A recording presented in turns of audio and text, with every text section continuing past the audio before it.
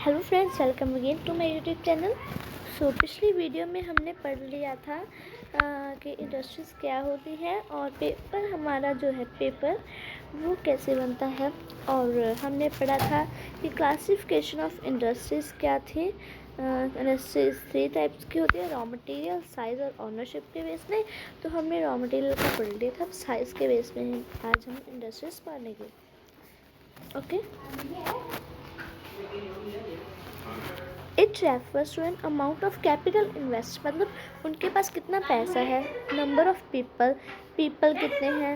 Employed कितने हैं। Okay, सो कितने नंबर ऑफ एम्प्लॉयड कितने हैं।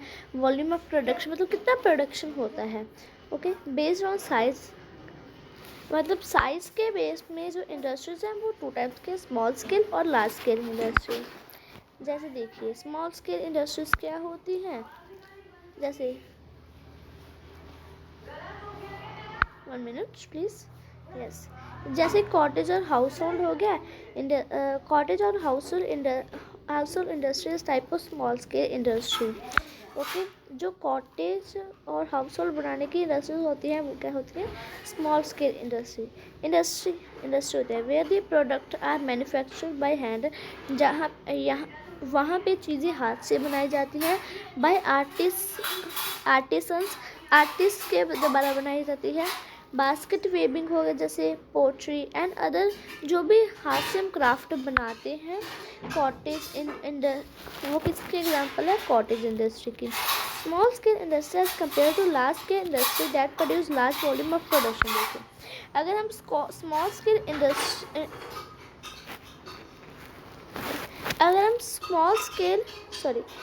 Scale industry use lesser amount of capital. ठीक है, जो स्मॉल स्केल इंडस्ट्री होती है उसमें ना ही तो ज़्यादा कैपिटल, मतलब रुपीस, पैसा। ओके, ना ही तो उसमें इतना ज़्यादा मतलब कम पैसा लगता है, और टेक्नोलॉजी भी बहुत ज़्यादा कम होती है। अगर हम बात करें लार्ज स्केल इंडस्ट्री की, तो उसमें हाई वॉल्यूम ऑफ प्रोडक्शंस होती है, मतलब रुपीज़ भी ज़्यादा लगेंगे और टेक्नोलॉजी भी ज़्यादा लगेगी। Investment of capital is higher, मतलब जो उनका पैसा होता है, कैपिटल इस चैप्टर में है पैसा, जो उनका पैसा होता है और उनकी टेक्नोलॉजी होती है, use is superior in large scale industries, वो लार्ज स्केल इंडस्ट्रीज कहलाती हैं। Silk weaving and food processing industries are small scale industry. देखिए, जहाँ पे सिल्क को बुना जाता है और फूड को प्रोसेस किया जाता है, वो कौन सी इंडस्ट्री है, वो स्मॉल स्केल इंडस्ट्री है। प्रोडक्शन ऑफ ऑटोमोबाइल्स, जैसे automobiles like cars, bicycles, okay, etcetera, बहुत सारी चीज़ें। हैवी मशीनरी होती है, वो है लार्ज स्केल इंडस्ट्री। अब ऑनरशिप के बेस में, ऑनरशिप क्या होता है, ऑनर क्या होता है, मालिक, सॉरी, ऑनर क्या होता है, किसी भी चीज़ का मालिक। अब देखिए, इंडस्ट्री है जो हमारी, उसके भी तो अलग अलग तरह के मालिक होते हैं। ओके, मतलब प्राइवेट हो सकता है और मिक्स भी हो सकता है, पब्लिक का भी हो सकता है। वो मतलब 4 तरह के होते हैं, प्राइवेट सेक्टर, स्टेट ओवन, या public sector. Okay, joint sector और कोऑपरेटिव सेक्टर। अब देखिए, प्राइवेट सेक्टर क्या क्या होते हैं, जो मान लीजिए एक बंदे ने चला लिया और किसी ग्रुप्स ऑफ इंडिविजुअल ने चला लिया, उसे कहते हैं हम private sector industry. Public sector industry क्या होती है, जिसमें गवर्नमेंट आती है, जैसे हिंदुस्तान एरोनॉटिक्स लिमिटेड। ओके, और क्या होगी, एक और है, सॉरी, ये भी है steel authority of India limited. ये 2 टाइप्स की इंडस्ट्री है, सॉरी, ये 2 टाइप्स की इंडस्ट्री है जो क्या चलाती है, गवर्नमेंट चलाती है हमारी। ओके, जॉइंट सेक्टर में क्या होता है कि पब्लिक भी होती है और गवर्नमेंट भी होती है, बहुत मिलकर क्या बनाते हैं, एक जॉइंट सेक्टर।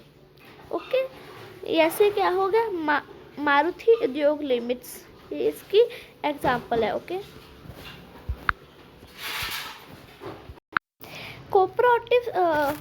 कोऑपरेटिव सेक्टर क्या होता है, जिसमें मान लीजिए एक तो है आयरन स्टील की है, एक मान लीजिए मिनरल बेस्ड होगी। ओके, और हम साथ में कैसे फॉरेस्ट बेस्ड होगी। मान लीजिए उन मिनरल और फॉरेस्ट के मिलकर हम क्या बना सकते हैं वो, ठीक है। इसकी बेस्ट एग्जांपल ये है आनंद मिल्क अनियन लिमिटेड और सुधा डेयरी। आनंद मिल्क क्या है, अमूल, देखिए ए से आनंद, एम से मिल्क, यू से यूनियन और एल से limited. Okay friends, so okay, तो factors affecting location of industry, मतलब हमें इंडस्ट्री कहाँ पे बनानी चाहिए, ओके, कहाँ बनानी चाहिए, जहाँ पे रॉ मटेरियल अवेलेबल हो सके, लेबर काम करने वाले लोग मतलब काम करने वाले लोग हों, कैपिटल मतलब आसपास में बैंक हो जहाँ पे हम पैसा भी जमा करवा सकते हैं, मार्केट हो जहाँ पे हम सामान बेच सकते हैं, पावर, बिजली हो, अगर बिजली नहीं होगी हम मशीनें नहीं चला पाएंगे, मशीनें होगी तो सामान बना ही नहीं पाएंगे, और लैंड अच्छा हो और ट्रांसपोर्ट भी हो, मतलब उस पर रेलवे स्टेशन वगैरह हो ताकि हम सामान इधर से उधर ला भी सकें। और एक चीज़ इन्होंने नहीं लिखी कि हमें जो इंडस्ट्री है बनानी तो मार्केट के पास ही चाहिए, मतलब इतने भी पास नहीं बनानी चाहिए कि अगर कोई अगर मशीन ख़राब हो जाती है और कोई भी हादसा हो जाता है तो पब्लिक को नुकसान हो सकता है, मतलब 4-5 किलोमीटर की दूरी पर, मतलब ऐसे बना सकते हैं हम। ओके, अब पढ़ते हैं the factors affecting location of industries क्या है, रॉ मटेरियल हो, लैंड हो, वाटर, लेबर हो, पावर हो, क्या मतलब ये तो मैंने पढ़ा दिया ना आपको। यहाँ से स्टार्ट करते हैं हम।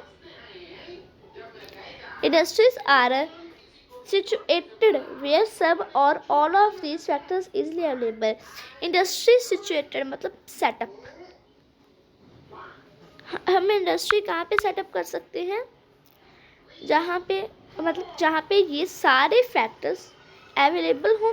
Sometimes the government provide incentives like subsidized power, lower transport cost and other infrastructure so that industry may be located in backward areas। देखिए, कुछ फैक्टर्स होते हैं जो पब्लिक हमें प्रोवाइड कर देती है, जैसे पावर हो गया, कुछ ट्रांसपोर्ट हो गया और कोई रॉ मटेरियल एक्सेट्रा हो गया, जिससे हम इंडस्ट्री बैकएंड एरिया मतलब थोड़ी दूर, पब्लिक के थोड़ी दूर भी डेवलपमेंट कर सकते हैं। Industrialization often leads to development, इससे क्या होती है, डेवलपमेंट की ग्रोथ होती है। और मतलब मान लीजिए अहमदाबाद में जो इंडस्ट्री है हमारी, वहाँ पे देखिए, अब वो इसलिए फेमस है because of their is a industry, वहाँ पे एक आयरन स्टील इंडस्ट्री है, इसलिए इंडस्ट्रियलाइजेशन जो सिस्टम है उससे हमारी सिटीज़, हमारी टाउन्स, उसकी डेवलपमेंट बढ़ सकती है।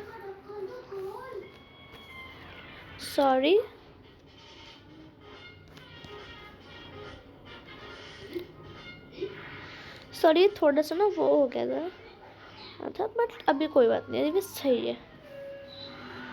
ओके,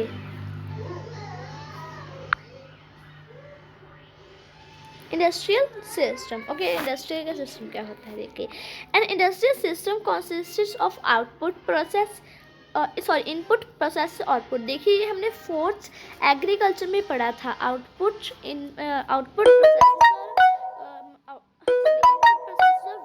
देखिए, इनपुट्स में क्या होता है, रॉ मटेरियल, लेबर और कॉस्ट, लैंड होना चाहिए, transport, power and other infrastructure, मतलब जिससे हम चीज़ बनाते हैं। ओके, और प्रोसेस में क्या होता है, बहुत सारी एक्टिविटीज़ होती हैं that convert the raw material, जो रॉ मटेरियल को एक फिनिश्ड प्रोडक्ट में चेंज करती हैं।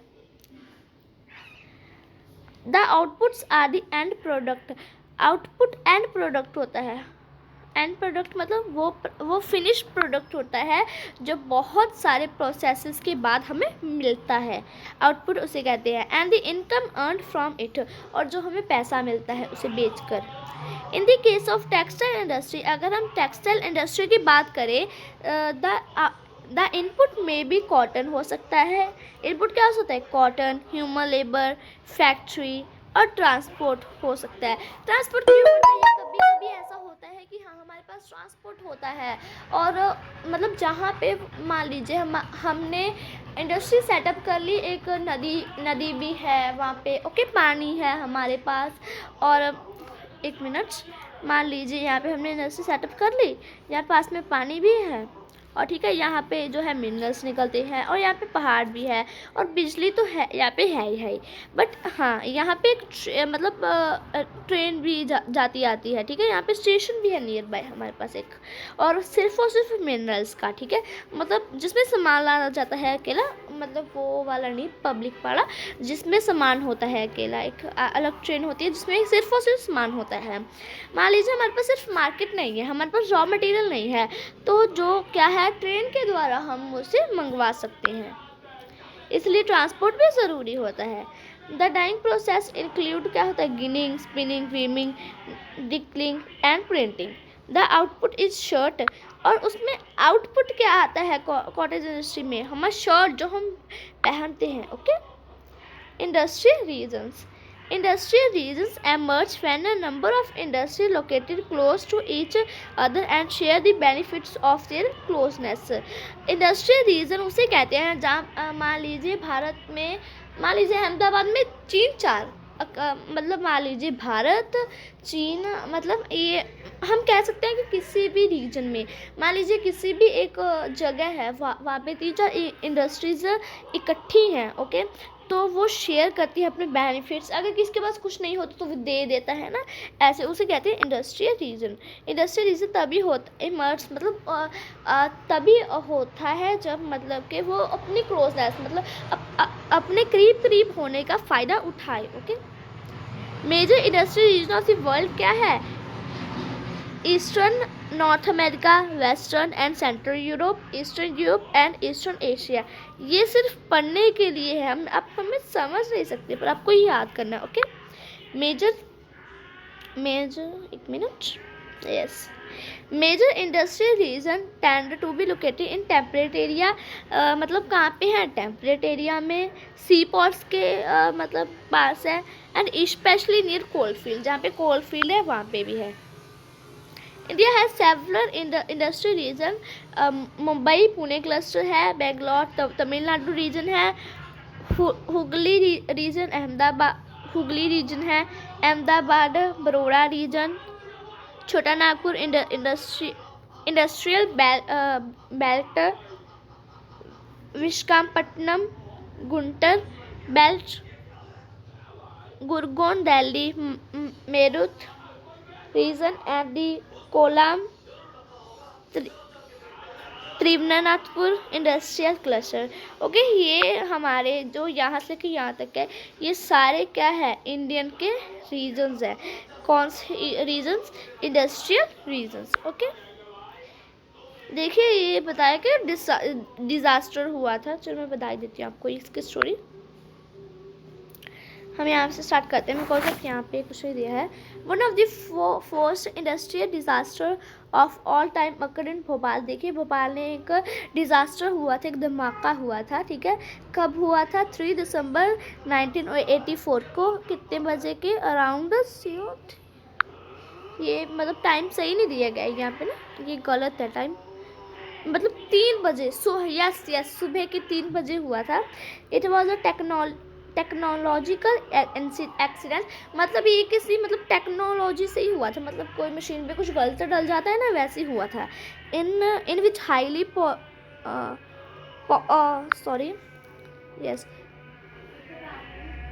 Poisonous Maithili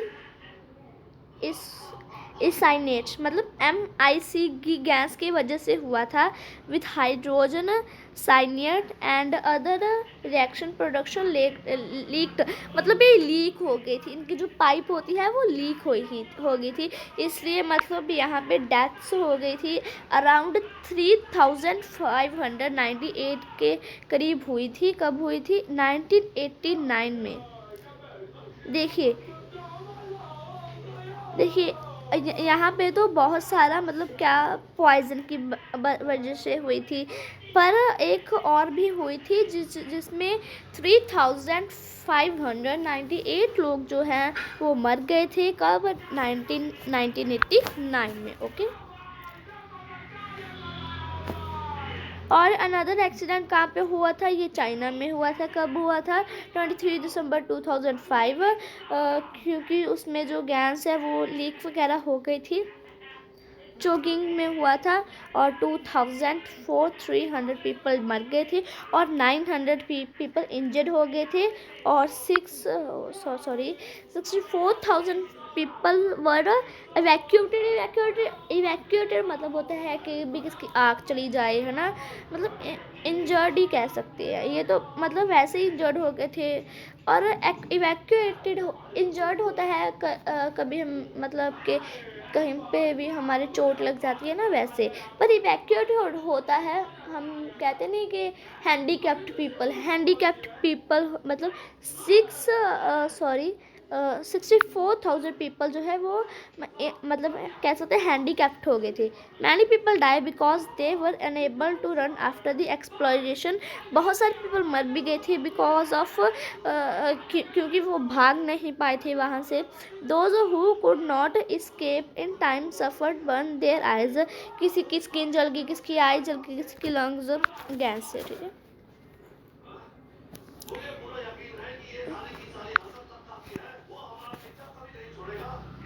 distribution of major industries, the world major industries कौन सी है? आयरन एंड स्टील इंडस्ट्री और textile industry and information technology industry, ये 3 टाइप्स की हैं। ओके, ये मेजर इंडस्ट्रीज हैं वो पूरे वर्ल्ड की। The iron steel industry and textile industry are the older industry, मतलब ये क्या है, बहुत ज़्यादा ओल्डर इंडस्ट्रीज हैं। वाइल मतलब जो टेक्नोलॉजी है वो इमर्जिंग इंडस्ट्री है। मतलब टेक्नोलॉजी इंडस्ट्री क्या होती है? जिसमें अभी टेक्नोलॉजी मतलब बढ़ावा, टेक्नोलॉजी इंडस्ट्री हम उसे कह सकते हैं जो अभी इमर्जिंग हो रही है, मतलब एमर्ज तो हुई है और मतलब वो बढ़ भी रही है, वो पूरे विदेशों देशों में मतलब हम कह सकते हैं फेमस भी हो रही है। Yes, famous. The countries in which iron steel industry is located, वो कौन से? Germany, USA, China, Japan and Russia. Textile industries is concentrated in India, Hong Kong, south Korea, Japan and Taiwan. मतलब कह रहे हैं जहाँ पे आयरन और स्टील इंडस्ट्री है वो है जर्मनी, यूएसए मतलब United state America, China, Japan और रूसिया। और जो टेक्सटाइल मतलब कॉटेज इंडस्ट्रीज है वो कहाँ पे है? India, Hong Kong, south Korea, Japan और ताइवान। मतलब अगर आपसे कोई क्वेश्चन पूछ ले कि वो कौन सा देश है जिसमें आयरन और स्टील इंडस्ट्री भी है और टेक्सटाइल इंडस्ट्री भी है, वो कौन सा है? जापान, क्योंकि जापान में आयरन स्टील भी है और टेक्सटाइल इंडस्ट्री भी है। The major human information technology industry मतलब कहाँ पे है? Silicon Valley of central California और and Bangalore region of India. यहाँ पे जो इंडस्ट्रीज हैं वो भी मतलब एमर्जिंग हो रही है, अभी बढ़ रही है वो। ओके,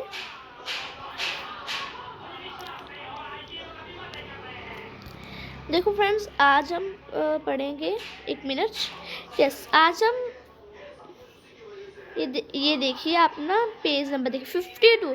आज हम पेज नंबर 52 तक पढ़ेंगे। आयरन और स्टील इंडस्ट्री पढ़ लेते हैं और बाकी की हम कल करेंगे। Okay, iron steel industry. Okay, like other industries iron steel industry too comprises various inputs, इसमें बहुत सारे इनपुट्स होते हैं, प्रोसेसेस होते हैं और आउटपुट्स होते हैं।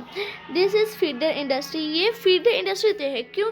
मैंने आपको कितनी बार बताया है कि फीडर इंडस्ट्री इसलिए होती है क्योंकि देखिए जब हम ज़मीन में से कोई भी हमारा मिनरल निकालते हैं वो एकदम उसी की फॉर्म में नहीं आ जाता। आयरन जब हम निकालते हैं वो आयरन और की फॉर्म में होता है, तो उसे हमें आयरन की फॉर्म में लाना पड़ता है। फिर वहाँ जिस इंडस्ट्री में हम आयरन और को उस आयरन में लाते हैं तो हम उसको और इंडस्ट्री में बेचते हैं, मतलब एक तरह से उसको खिलाते ही हैं iron. Okay, this is feeder industry whose products are use as raw material for other industry. देखिए इनका रॉ मटेरियल क्या है? Ores, iron ores. और इनका देखिए जो इंडस्ट्रीज फीडर इंडस्ट्री उनका रॉ मटेरियल होता है आयरन और वो आयरन और को आयरन में बदलते हैं और वहाँ से वो दूसरी इंडस्ट्रीज में भेजते हैं जहाँ पे आयरन मतलब जहाँ पे आयरन रॉ मटेरियल की तरह यूज़ किया जाता है। मान लीजिए ये इंडस्ट्री है और एक ये इंडस्ट्री है, ठीक है। इनका